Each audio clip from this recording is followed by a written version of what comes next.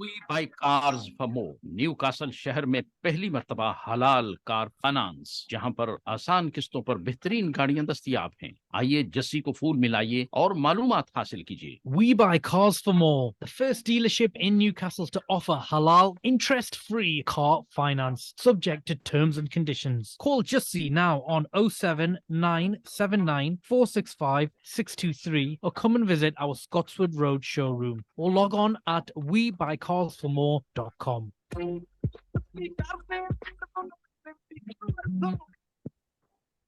Devastating earthquakes have hit Turkey and Syria, killing thousands of people and reducing buildings to rubble. People need urgent aid to survive. In collaboration with the Turkish Community Association and Mosque on Granger Park Road, we are supporting an appeal to raise as much money as we can to help those in the affected areas. 100% of your donation will be going towards buying essential medical and other supplies that people need in the area. To donate, please bank transfer to Lloyds Bank, account number 035141175, sort code 309371, or please get in touch with the Turkish Community Association on Granger Park Road in Newcastle. Want to grow your business? Spice FM are here to help. Let us promote your brand, product, service, or business on air, online, on web. We can reach an audience that no other local radio can reach. Broadcasting on 98.8 FM and nationally and globally online. For more information, visit us now. spicefm.co.uk. Spice FM. Spice FM. Good morning. Radio sound. Then you need vibrant radio. Spice up your life. Spice FM 98.8 FM. There you go. Good morning, Martha. How are you? Morning, Jeff. I'm good, thanks. How are you? Yes, good. So I think we're all set up and ready to go, yes? Yes, we are. Excellent. Yes, I'm just Ammar's somewhere warm and tropical, so you've got me instead today. Oh, it's all good. Yes, I was aware of that. So so just for our listeners, our host Ammar Mirza is away having a break. So we're going to try our best to give you a exciting show. So Martha, do you have some business topic of the week's organized? I do. Yes. Business topic of the week this week. I've got business plans, which doesn't sound very exciting, but it's definitely essential. Yeah. So a business plan is a crucial document for any entrepreneur looking to start or grow a business. It outlines a company's goals, strategies, market analysis, and financial projections, serving as a roadmap for success. Whether you're seeking funding from investors or simply looking to clarify your vision and purpose, a well-written business plan can help set you on the path to success. So it should include an executive summary, like an overview of the business and the products or services, a company description, so description of the company's history, ownership, and mission, market analysis, so what's the target market look like, what's the demographic and the size and the potential, what products and services are being offered by the business? What are the features? What are the benefits? What's the prices? Why should a customer buy from you? Marketing and sales. How are you going to sell what you're selling? What's your target market? How are you going to segment it? And what are your sales tactics? Competition. So analyze the competition, including the market share, what their strengths and weaknesses are, and how your different operations, describe how it's going to work, staff, facilities, all of that. Financial projections, a forecast of a company's financial performance, revenue and expenses, cash flow, balance sheet projections. So that's what should be included. But one of the key parts is your business model. So the business model shows you how to create, capture, and deliver value. And I know that Ammar's talked about it quite a lot. And it defines the value proposition, target customer segments, distribution channels, customer relationships, revenue streams, and cost structure, and shows a strategy for creating value and making a profit. And it's the execution of this strategy that the business plan outlines. So why should you create a business plan? Gives you clarity of vision and purpose, so you can create a goal and stick to it and you know where you're going. Helps you secure funding, investors and banks often want to see a business plan before they'll give you any money. You can attract talent. A well-written business plan can help attract talented employees who want to look for a company who knows what they're doing, has a clear vision that they agree with, help you monitor performance to make sure that you're on the road to success, meeting all your targets, helps improve decision-making. If you know what you're trying to achieve, it can help you decide what decision is right for you. Evaluate market opportunities. If you keep up to date with your market research and analysis, a business plan can help you notice where there's an opportunity to exploit, if the market is changing, potential competitors emerging, where you can fit yourself in with that. And it helps communicate with stakeholders.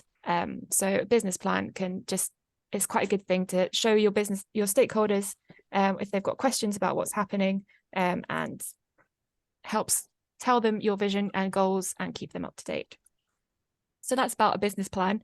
Like I said, quite an essential part of running a business, but also quite complicated. Yeah. Do you know the business plans that obviously people do business plans, and traditionally everything that you've discussed, you kind of put that within the business plan. But I'm just wondering, do you advise your clients when they are doing business plans to look at kind of things on a local basis as well? So for example, locally it would have an impact on that particular business plan, because in different neighborhoods it could be a different attitude towards that particular business, and obviously on a micro level, locations should maybe have an effect on your business plan. Maybe you could be on a side road as opposed to being on the main road. On the side road, your rent could be 3 times as cheaper as opposed to that main road, but can your business model work on that side road? So there's little things like that do fall within you have a broader business plan, and then you have the little micro part of it. So do you kind of advise your clients to look at it look at things like that as well? Oh, definitely. You need to be aware of all the different ways that you can what everything will affect your business, and obviously where your business is located is going to be a strong indicator of what's going to happen. If you've got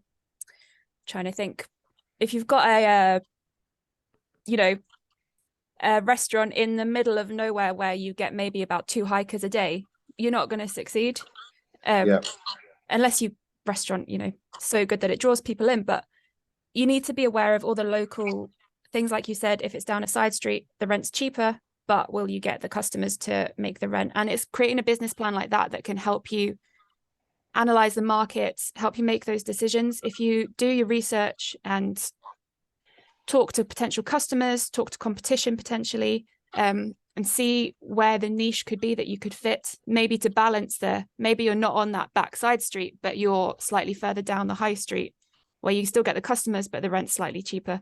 There's a lot of balancing, trying to fit that into the business plan. But if you have the business plan and create it before you launch the business, you can sort of adjust things and see how they work, how they fit together, before it's too late. Yeah, definitely. I think all business plans should also be fluid.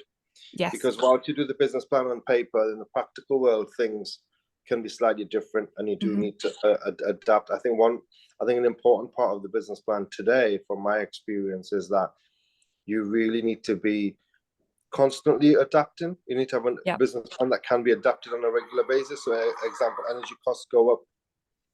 What do you allow for that? Because your business, if you've got an energy contract for 3 years, I think you need to adjust your business plan 3 years later, because you need to reevaluate and relook at things, because energy has become such a fundamental factor in business that it never used to be. We never used to think, oh yeah, what's the potential. You talk about you look at the rents and you look at the rates, and those were the key considerations. Everyone knows what the taxes are, but the energy is just something that's just come out of nowhere, and it's become a huge factor in everyone's business today. Yeah, definitely. Like if you'd made a business plan even a year ago today, you'd have to completely change it based on energy costs and everything that's changed in the last year even. It's shocking. And so you do need to be able to be a bit agile with your business plan.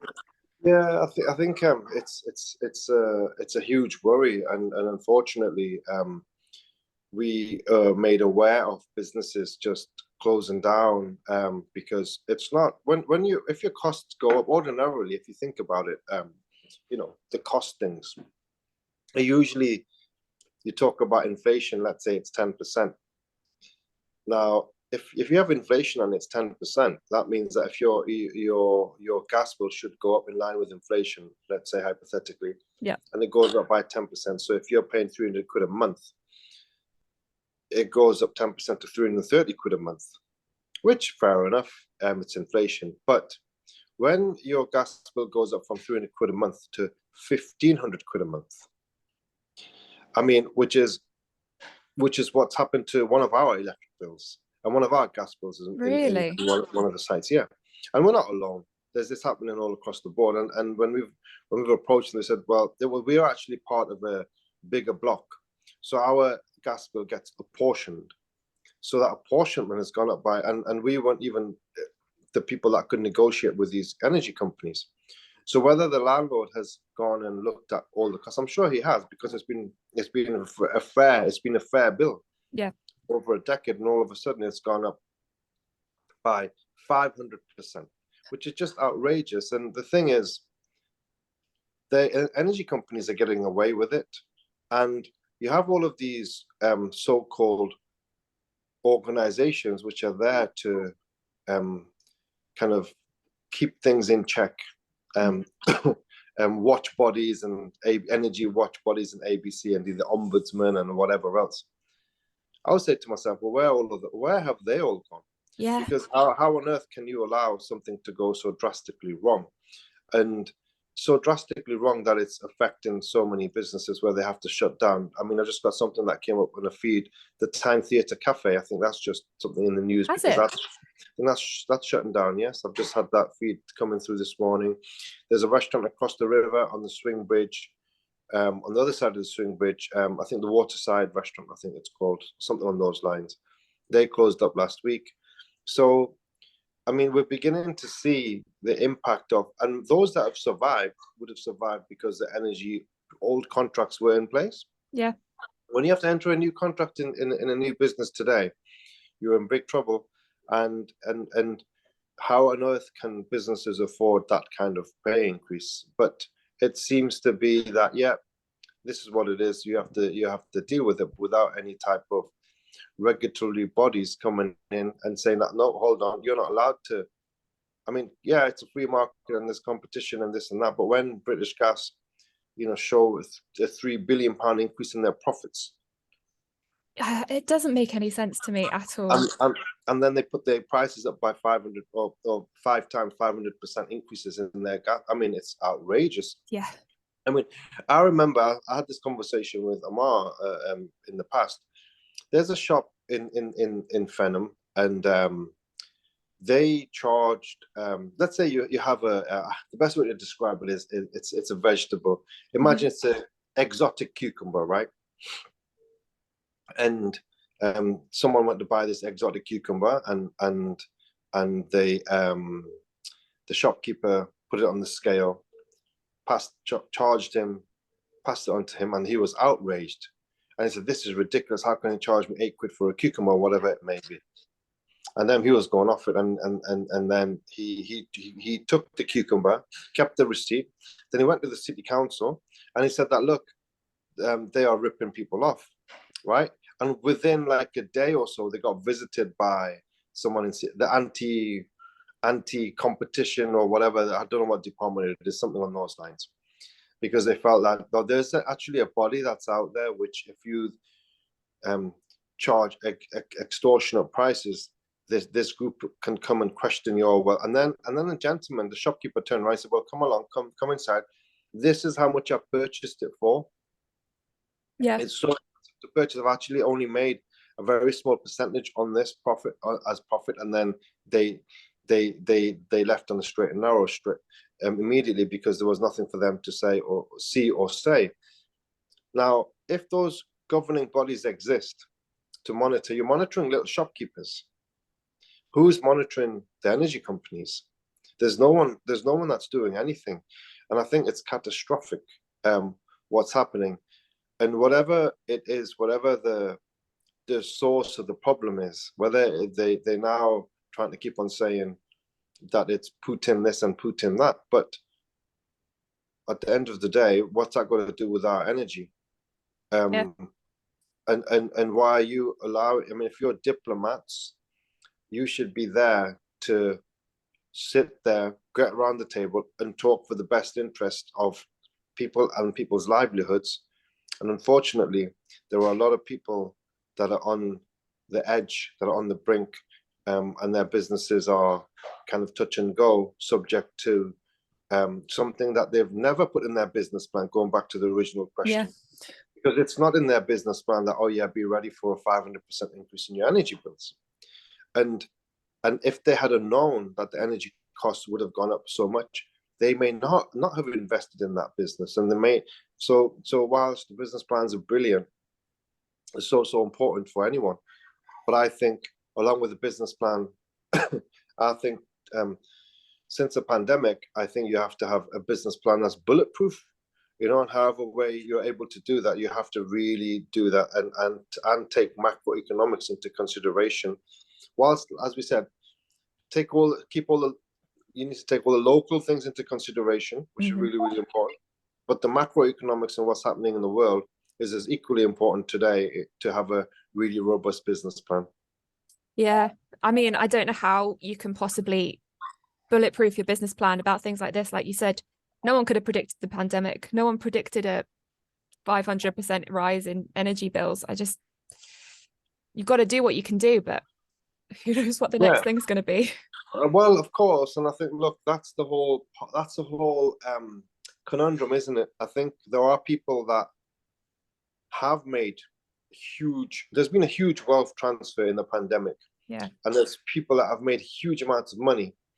And I guess you got to somehow be savvy, dig, understand, and then make investments in that particular industry. But there's only a few people that's probably in the know on those type of, and they probably keep it to themselves, and that's why they're the super rich trillionaires. Yeah. I read somewhere it's all about, it's going to be about those who have yachts and those who have, either you've got a yacht or you've got basically nothing. Even the middle ground of people, they're probably going to become a lot poorer than what they were, just because of the disposable income that's left. Which means that, let's say you're earning £100,000 a year, it might seem like a great income, but if you're living in London and your rent is, £30,000 a year, which is just normal for someone who's it's like £2,000 a month for 1-bedroom flat. It's a lot. In London, it's about standard, right? Mm-hmm. So you're talking 25 grand a year. So take away 25 grand a year from your 100 grand, but then you're taking away 40, you're in the 40% tax bracket, right? If you're in 100 grand, so you're left with 60. Take away your rent 25, you're left with what, 35,000? Take away your traveling cost to get in, however much that is. So whilst it's not about your earnings, it's about your disposable income, the earnings that you have left after you've paid the key bills and stuff. So the point is, even if you're earning, that would seem like a lot of money, but because the costs are so high, your disposable income is actually so low. Yeah. So even those that were deemed as earning a high wage, they're probably not as well off as what they used to be all those years ago. And I really, because of everything that's happened in the last few years, first of all, it was a pandemic. Well, it was Brexit first, wasn't it? It was Brexit, then the pandemic, and then now everything's all about the war in Ukraine and A, B, C, and D. The next thing is going to be, we have to save the environment and zero carbon A, B, C, and D, which I feel is very, very questionable. But the point is, ultimately, it's about, we're a business show, so everyone needs to understand in business that you have to fight harder for what you had before, because it's become a lot tougher. You got to be work harder and work smarter and take macroeconomics and local things into consideration and make sure you have a business where you don't have to have, you're not reliant on the energy as much. Mm-hmm.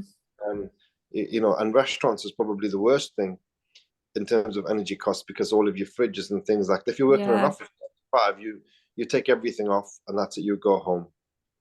You might have one fridge, a small domestic fridge in the office, to keep 1 or 2 drinks or whatever it may be, and that's it. But in restaurants, you've got the whole kitchen, all the fridges, freezers, cold rooms, everything is open 24/7, and they consume a lot of energy. Obviously, you're heating.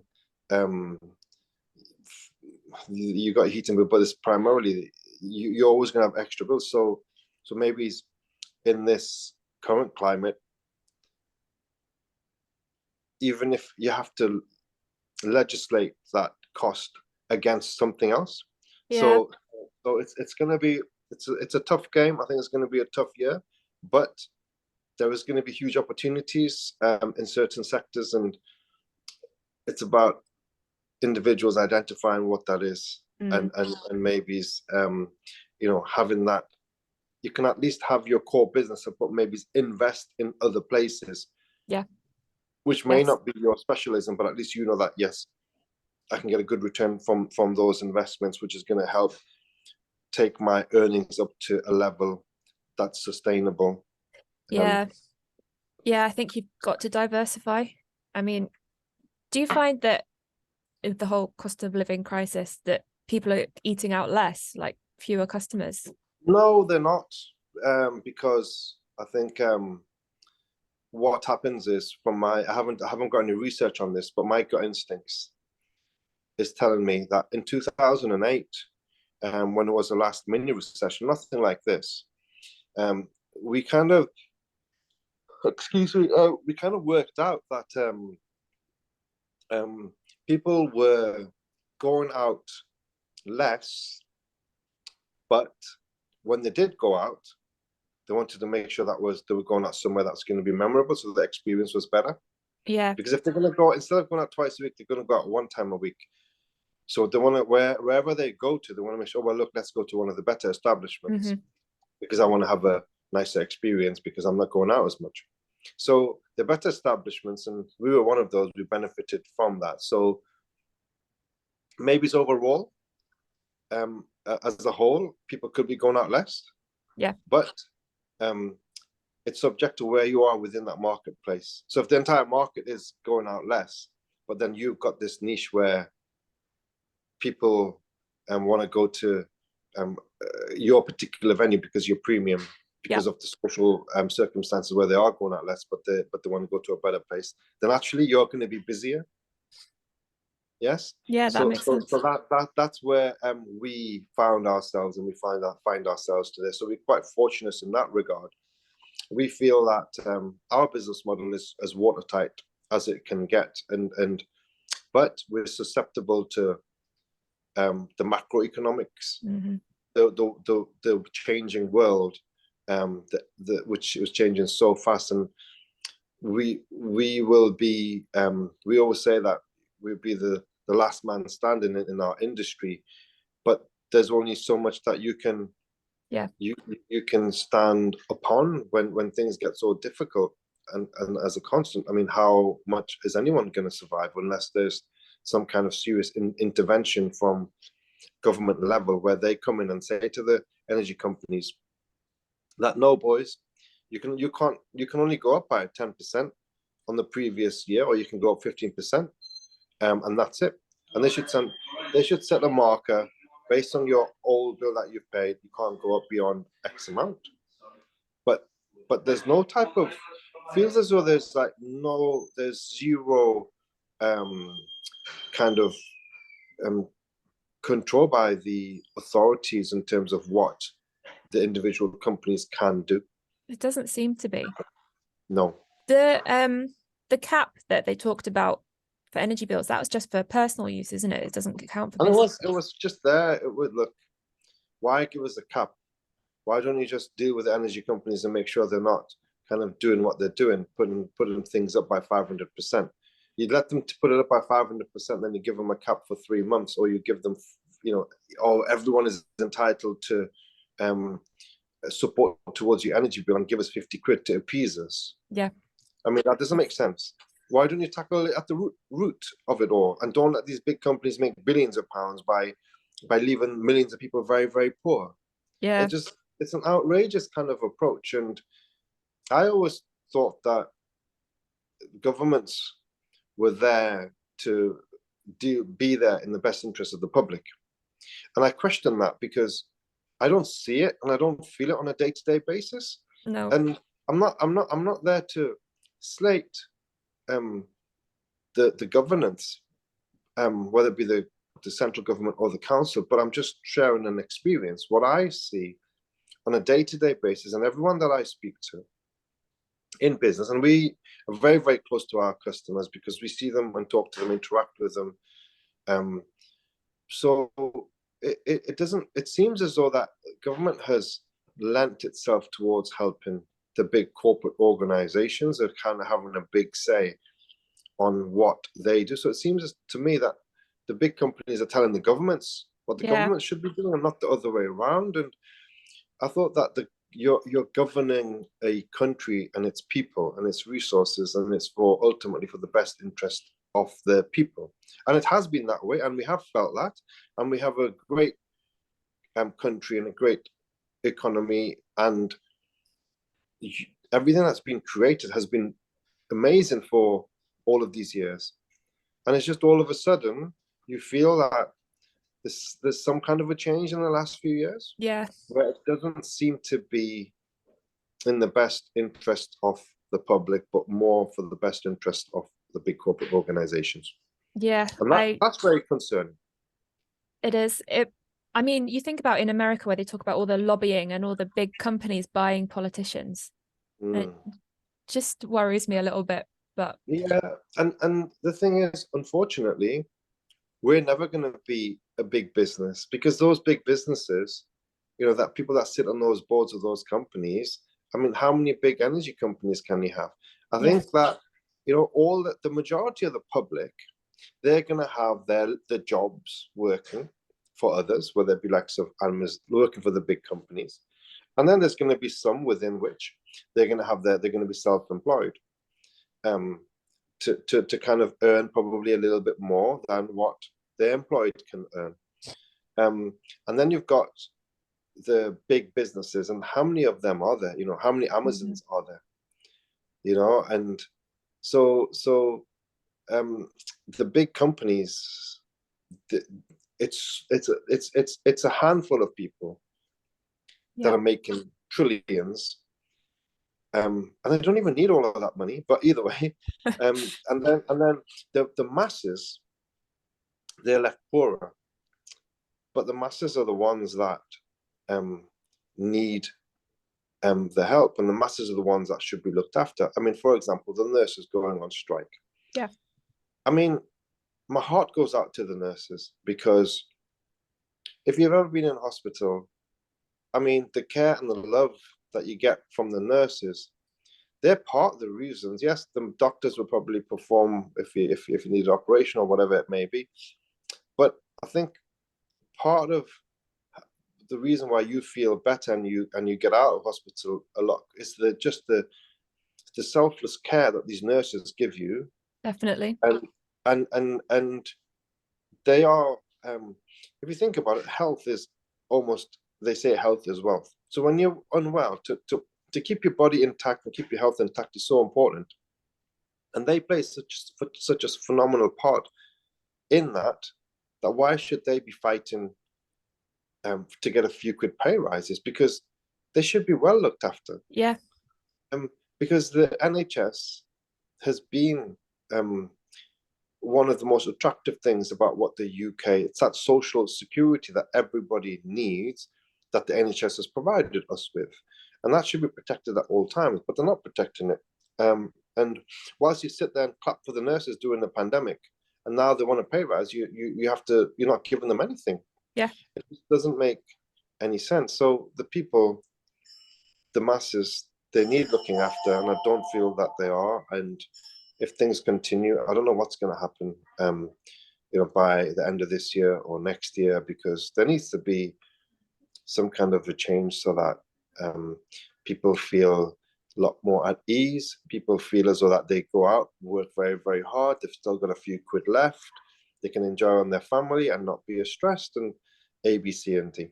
So, I mean, I'm sure there are people out there in powers that be that have got sharper brains than what we have, and they know all of this in a lot more detail, but hopefully they'll make decisions which is going to change things from where they are at the moment, because I think there needs to be a desperate change in the way that the economy is being run and functions.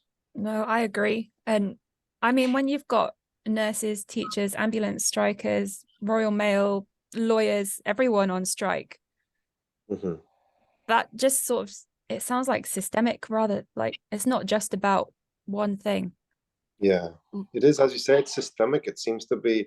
It's not. Yeah, it's not. It's about the wider issues of how the world economics is being run and how the money men are running all of those things. Yeah. So yeah, it's challenging times, but then at the same token, look, we need to all be positive, and we just need to understand all of this, plan accordingly, and keep on going. And I think, again, if we can deal with all of these things and we can adjust, then you're going to be in a better position. Yes, hopefully. And yeah. Speaking of more exciting, positive things, Dan's just joined, and I think he's going to talk to us about the ABC Awards coming up. Cool. Is Dan just connecting? I can see. He is there somewhere. I hope he's there somewhere. Good. I can see it's someone's trying to connect in, so there he's you go. Coming. Yeah. Well, there he is. Yes. Hey, good morning, Dan. Good to see you. Morning. Hi, Jalf. How are you? You all right? You doing okay? Yeah, good. Good. Good. How have you been? Yeah. I've nearly got blown over on the way in this morning, but apart from that, I'm all right. Yeah, good. Have you got any tickets for the final? No, I've not managed to get any. I think the proverbial rocking horse, doo-doo, is the the sort of the challenge is, I guess, just so many people. Hey, we could fill a 57,000 stadium twice over. So I don't think there's much chance of me getting one when there's only, what is it, 30 something? 33,000 tickets. Yeah. Yeah, so, it's crazy. Are you going? Yeah, I'm going because obviously I'm a season ticket holder. So I went to all the Carabao Cup games. So and I've got 3 tickets. So I've managed to get all 3. So yeah, we're gonna go down there, and but it's just the amount of people looking for tickets. Honestly, I mean, even Eddie Howe made an announcement on one of his press conferences that's a talk of the town. Everyone's been texting everybody. I mean, I've been getting so much pressure from some of my friends, family members. Oh, please find us a ticket. So I've had to reluctantly message some of the players, asking them, pleading them for tickets. And honestly, there hasn't been. I mean, no one's got any. Because it's only, I think, the players only get 6 tickets each or something on those lines. So obviously it's a special occasion for everybody. So yeah, it's the hottest ticket in town for sure. But beyond that though, I know trying to get tickets to go and watch the match in Newcastle, I don't think there's many of those available. Right. So for example, Wylam Brewery, they're hosting, they're showing it there, and I think their tickets that they had, I don't know how many they had, but there were quite a fair few. I think they went within 10 minutes. And because I know that one of our colleagues at work, she wanted about 8 together, and she only managed to get 2. So I think overall though, Martha, talking about the local situation. Yeah. If you imagine Newcastle United and you having a business in the city, and the impact that something like that is having on the city. Definitely, yes. It's amazing. So So it's like quite unique to any business model, because it's not something. Let's say that I don't know. Let's say Sunderland, for example, or let's say another city, or Middlesbrough, or another city where it's not as impactful, and they're not benefiting from how Newcastle is benefiting at the moment. So there's like huge positives in Newcastle because of the football club and what they've been doing, and that's kind of from an economic point of view, that's a huge positive against all the negatives that we've just touched upon in the last 30 minutes or so. No, for sure. I mean, I think any time, I think we said before on this show, Jalf, that any time the football team's doing good is generally the spirits are up, people are spending money, people are opening businesses, people are wanting to be proactive, and there's a sense of optimism, and I think that is coming through at the moment, and long may it continue. I mean, I think just in terms of the sort of the things that I've been looking at from an environment scanning perspective, and sort of getting through this period of time. We're going to be coming out of winter at some point soon. It's noticeably a bit warmer than it has been. I'm all right. We had a cold snap the other day, but it's going to start to improve. Daylight hours, sort of. I think probably I read somewhere that from I think it was like yesterday or the day before, or was it the end of this month? Actually, 6 o'clock. I think on the end of this month will be the first time it will be daylight, and the next time it will be nighttime at 6 o'clock is going to be in October. So there's a what I'm trying to say here is that our biorhythms and our sort of mood and all of those things start to change at this time of year, and it's kind of like coming out of hibernation as such. And looks like something's going on there, Jalf. I've just got some. I think that we're saving energy as long as possible. So I think they put the lights on now. So I wondered if it was something I said. For the listeners, Jalf's just had a couple of great big spotlights come on above his head there, and he's now going to do a song and dance. Anyway, I'm on here because I'd like to plug some of the good work that ABC is doing, Asian Business Connections. You can basically catch up with everything that we're getting up to on our website. It's all up to date. It's at www.abconnections. That's connection spelt CONNEXIONS for those that don't know, .org. And there's two major things that we've got coming up. One is fairly soon in March. We've got a curry club. And those of you that came to the last one, I think we had about 40 people there. It was actually in Ponthiel, and it was fantastic. I mean, we probably couldn't have taken any more people, but it was a really great event with lots of newcomers. And I think they're my favorite curry clubs, is when we have lots of new people come along. This one is going to be on Thursday, the 30th of March. And it's going to be at the reserves, the Army Reserves base in Kingston Park. That's the base of 101 Regiment. And that is going to be on the 30th of March. So if you would like to come, please check out our website. We've got an Eventbrite set up where you can register your details. It's dead simple.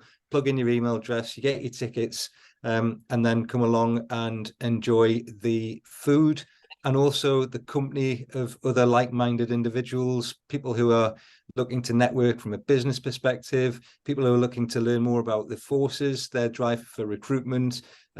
As we know, Ammar is an honorary colonel of the 101 regiment, which is a really prestigious role that he plays in that organisation. And from what I can see from the sort of stuff that those guys are doing, it's super interesting. And I think we're going to get some really insightful key speakers who are going to be talking about the work that they're doing, across the board in the army and the military from a reserves perspective. So that'll be really good.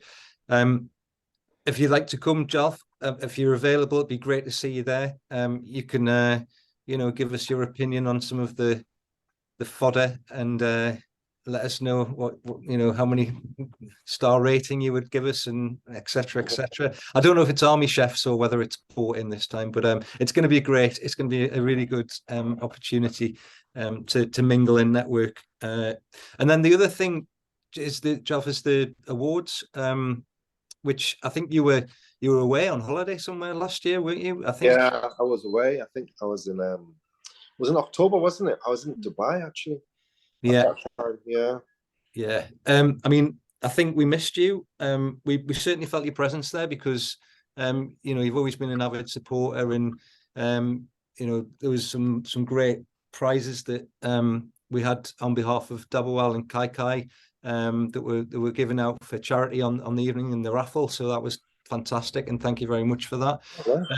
This year's awards is now booked in for the 19th of October 2023.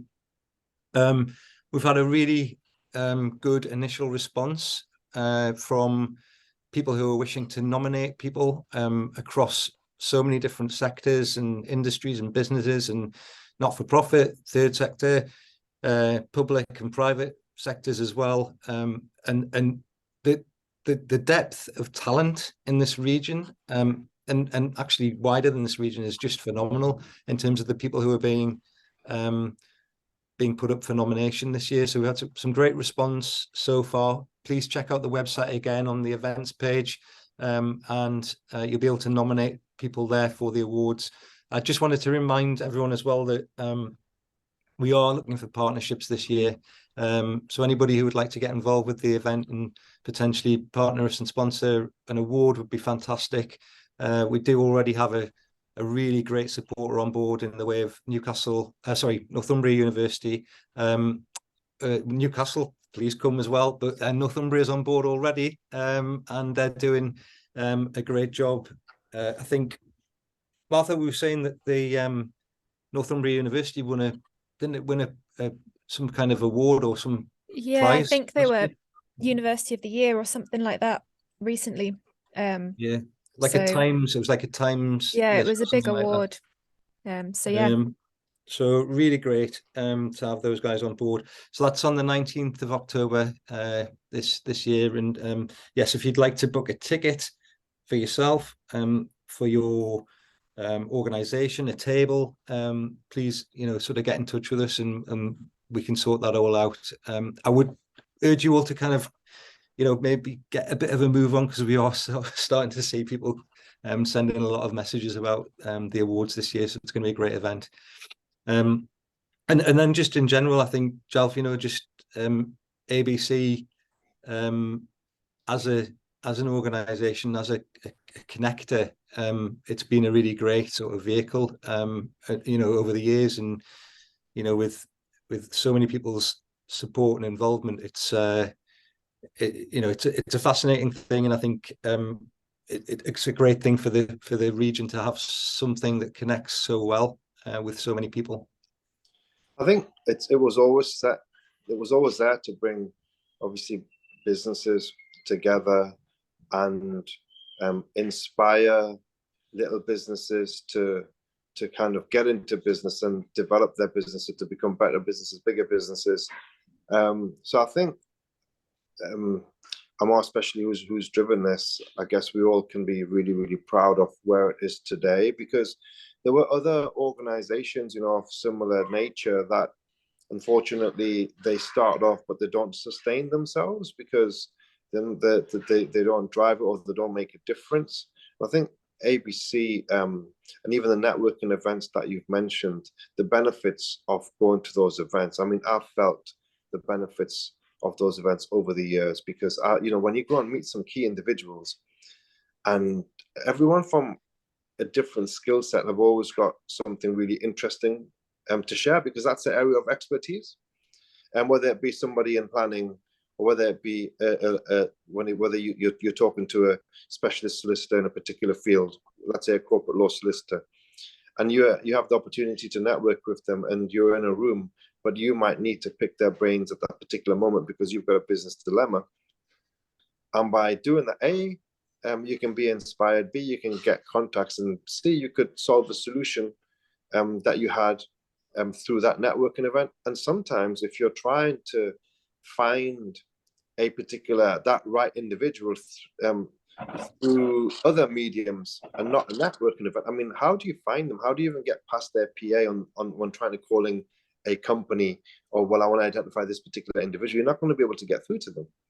So I think ABC has done a lot of great work over the years, and something that the city and the region should be really proud of. And I think when they do the award ceremonies, which is effectively an award ceremony, but the annual dinner also, it just highlights all of that great work, and it brings the people that are A, behind it, and B, those that want to be brought to the fore and to the front of it because of the good work that they're doing.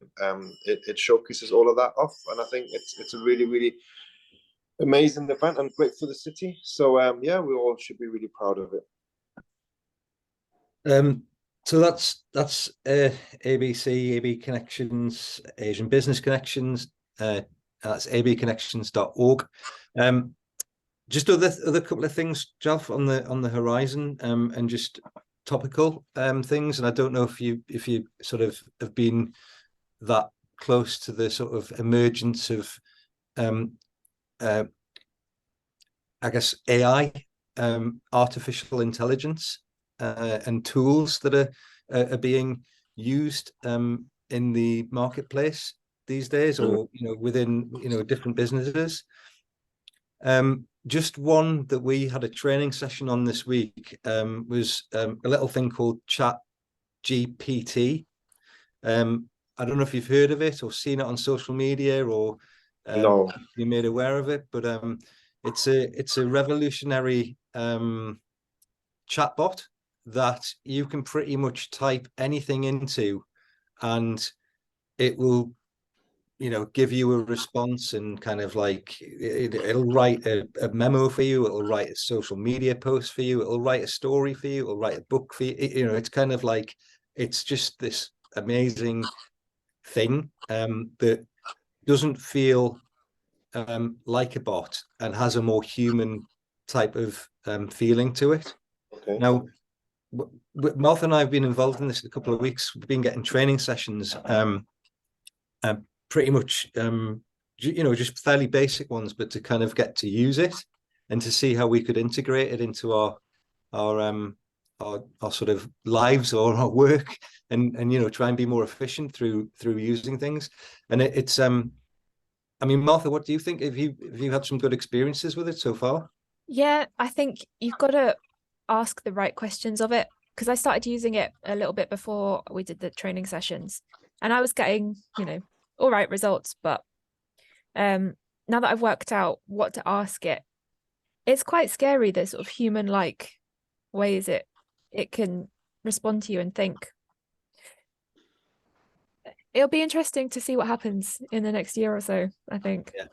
I mean, Jalf, I'm not kidding you, right? Like, I read an article this week because I was so fascinated with it, that this Chat GPT, which is it's like this chatbot from this company in San Francisco that have basically made it. It's free, by the way. You can get, you can do a paid version, and it's got more features, but the free one's blooming excellent. But basically, they got Chat GPT to apply for a job as a Google programmer, right?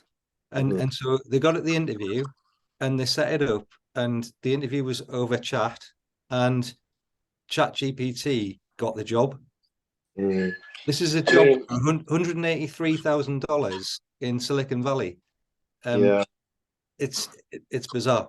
I mean, look, I'm not kind of anti-tech, but to be honest, I think it's frightening, AI. I really do, because look, if you have a look at the extreme of all of that, I don't want a Terminator walking around the streets, and I don't want to be manned. It's not a joke, I don't want Robocops on the streets with guns and stuff. I'd rather deal with the humans, because at some point, yes, you can get humans that they can have their own issues, but at least they might not have a malfunction like a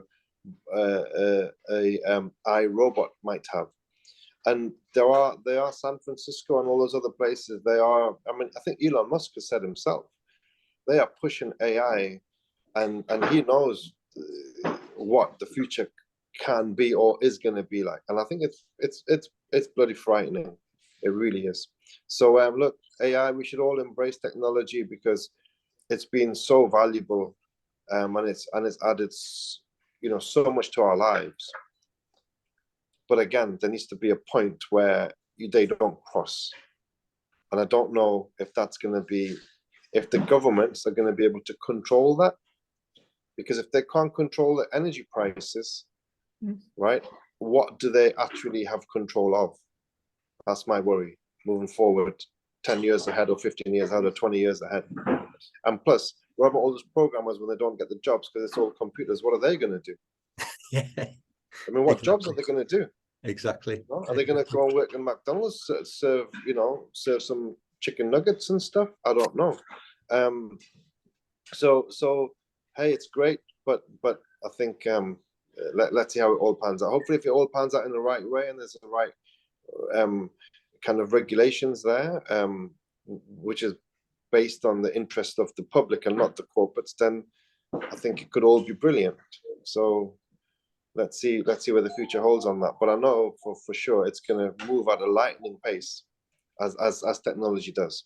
Yeah, for sure. I mean, I totally get your sentiments, and I mean, if nothing else, too much of this kind of stuff makes us all a bit lazy, right? It makes us kind of, sort of become a bit dependent and to not, be doing things. So I think, removing people's pain, in terms of the jobs that have got to be done, that's why businesses exist. But, when it becomes like a done for you everything, actually you could argue what's the point in life itself then? Because, it's kind of like, well, yeah, you're living, but everything's being done for you.